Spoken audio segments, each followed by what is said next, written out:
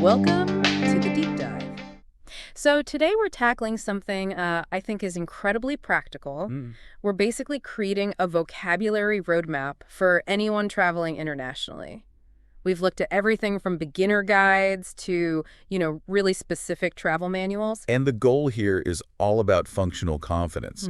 It's for those high-stress moments when jargon just gets thrown at you. Exactly. At the immigration desk or trying to figure out a transit map, we want to cut through that noise and give you the precise words you need. So you can feel like you know what you're doing, even if it's your first time there. Okay, let's unpack this.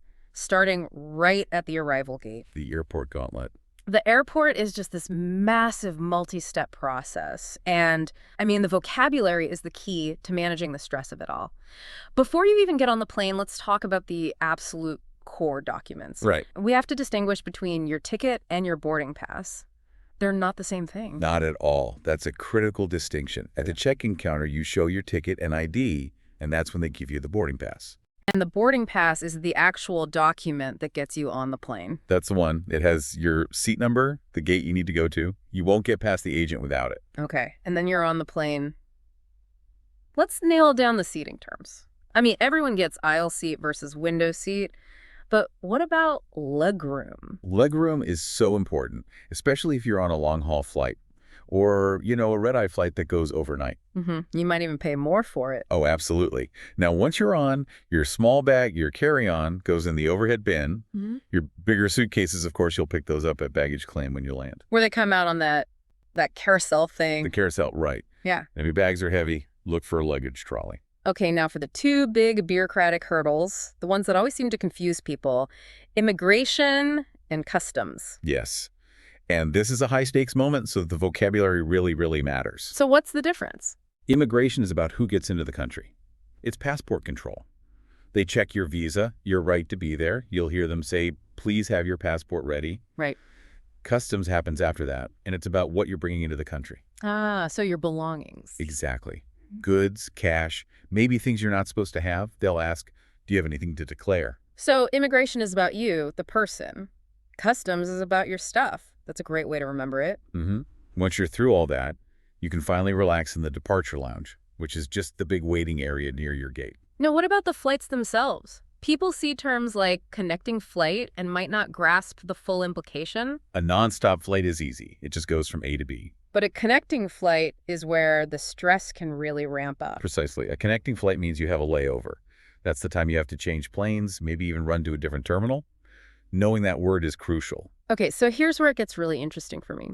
How this very practical aviation language bleeds into everyday English. The idioms, yeah. Right. So if your flight is delayed and you have no idea when you'll leave, your whole trip is literally up in the air. And on the other hand, if you make that super tight connection, your bags arrive with you. You've managed to land on your feet. You recovered from a tough situation. It's fascinating. It really is.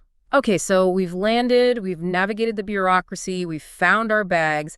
Now the next huge challenge, getting from the airport into a massive city, specifically London. And London's transport system is, it's one of the most integrated in the world. The vocabulary here shifts from bureaucracy to pure logistics. Right, and there are so many options. But let's focus on the essentials. The most important piece of vocabulary, I would argue, isn't a place. It's the payment system. You're talking about the Oyster card, or just using contactless on your phone. Both, yeah. But the key concept is the fare cap. This is the brilliant part. You don't have to worry about buying a million different tickets. How does that work? You just tap in at the start of your journey and tap out at the end. The system calculates the cheapest fare, and once you hit a certain amount of spending in a day, the rest of your travel that day is free. That's a fantastic piece of knowledge. It simplifies everything. Okay, so what about the actual ways to get around? The most famous has to be the London Underground. Or, as everyone calls it, the tube. You have to call it the tube. It's Wow. the fastest way through central London. But you have to understand the idea of zones. Zone 1 is the very center. Zone 6 is way out at the edge, like near Heathrow Airport. The zones decide your fare. And when you're on the tube, you're going to hear one of the city's most iconic phrases. Mind the gap. Mind the gas. It literally just means watch the space between the train and the platform. But it's become this global cultural symbol. You can't just take the tube, though. What about the iconic double-decker buses? Buses are a great option. They're often cheaper, and you actually get to see the city instead of, a dark tunnel. True. Now, what about the more niche systems, the ones that show the real depth of the network? Okay, so you got the DLR, which is the Docklands Light Railway. What's so cool about this is that it's a driverless system. No driver at all. Nope, it serves parts of East and Southeast London. And knowing the acronym, DLR, is just much faster than asking for the automated train. And there are even options on the water and in the air. Yeah, the riverboat services are amazing for beating traffic and getting incredible views. And for pure sightseeing, there's the IFS Cloud cable car. A cable car in London. Yep, it goes over the river in Greenwich. You get these amazing aerial views. Just shows how diverse the system is. And one last one for short trips. The public bikes. The Santander cycles. The key thing to know there is the introductory rate. It's super cheap for the first half hour, something like £1.65. Perfect for getting from the station to your hotel. Okay, so we've cleared the air, we've conquered the rails and the roads. Now the final sanctuary, the hotel. Yes.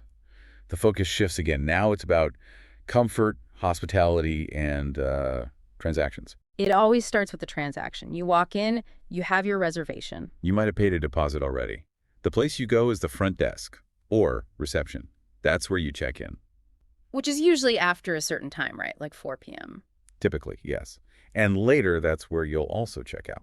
Now here's where the language gets really valuable. What happens when your plans change? Say my DLR was delayed, and I'm not getting to the hotel until midnight. That's a perfect scenario. You need to call and ask for a late check-in.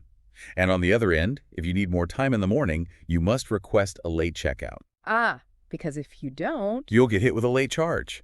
And nobody wants that on their final bill. Just knowing that specific phrase can save you money. That's a great tip. Now let's talk rooms. Beyond the basic bed sizes, single, double, queen, king size, what are some other useful terms to know? If you're with family, asking about adjoining rooms is great. Those are 2 separate rooms with a connecting door inside. That's useful. Or a room with a kitchenette for some basic cooking. And if you need an extra bed, the term you want is a coat or a rollaway bed. Which is different from a sofa bed, which is already part of the furniture. Exactly. Different things. What about the staff? Who do you call for what? Good question. For fresh towels or linen or just to get the room cleaned, you call housekeeping. If your air conditioning breaks, you need maintenance. And for your bags? That would be the bellboy or porter. Knowing the right department just gets you what you need so much faster. Okay, let's move beyond the room to the rest of the hotel, the common facilities. Right. So the big open area when you walk in is the lobby. Most hotels will have an indoor pool, maybe a sauna, and a weight room or gym. And then there's the jacuzzi. Or hot tub or whirlpool. People use those terms interchangeably. And it's useful to look for the sign with the maximum capacity. It's often 10 people or so. And finally, those little conveniences that make a stay so much better. Always ask if they have a complimentary breakfast. That means it's free. The best word in travel. It is. You can also ask for a wake-up call or get food sent up with room service. And definitely check the lobby for local brochures about nearby amenities, restaurants and shops. So what does this all mean? We've gone from demanding your boarding pass to confirming your king-size bed and understanding the London fare cap before you ride the driverless DLR. These 3 vocabulary clusters, airport, transport, hotel, they're really the foundation for feeling in control when you travel. They absolutely are. It's not just about knowing the nouns, it's about knowing how to use them. Asking for more legroom on a red eye, or requesting that late checkout to avoid a late charge. It just removes so much of the stress of the unknown. Exactly. So a final thought for you listening. You now have this specialized language. So how would you put it to use? Think about that first day in a new city. How would you combine these terms to tell a story, to solve a problem?